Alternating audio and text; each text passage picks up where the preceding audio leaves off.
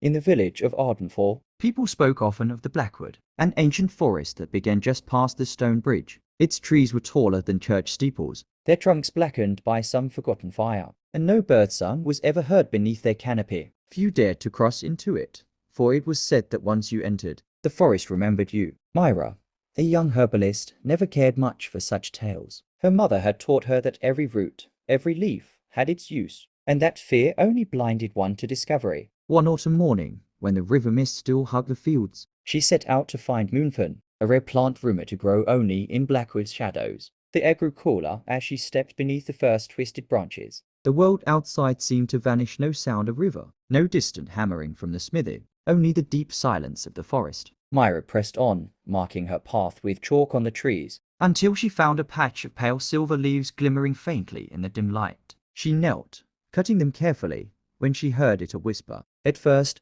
she thought it was the wind, but the air was still. The whisper came again, soft and broken. Not alone. Not alone. Myra's heart quickened. She turned, and between the trees stood a figure tall, cloaked in shadow, its face hidden. Her chalk mark on the nearest trunk had vanished. She realized, with a cold weight in her chest, that the forest had shifted around her. The figure raised a hand, not in threat, but in warning. The Blackwood keeps what it touches, it said, voice like dry leaves. Leave the fern, child, or the roots will take your name. Myra glanced at the bundle of silver leaves in her basket. Rare as they were, they suddenly felt heavy with a price. Slowly, she set them down, bowing her head. The figure stepped back, and the shadows folded in on themselves. Myra found her chalk marks returning on the trunks around her, one by one, as though the forest exhaled. She followed them until daylight broke through, and the sight of the stone bridge filled her with relief. That evening, when she told her grandmother what had happened, the old woman only nodded.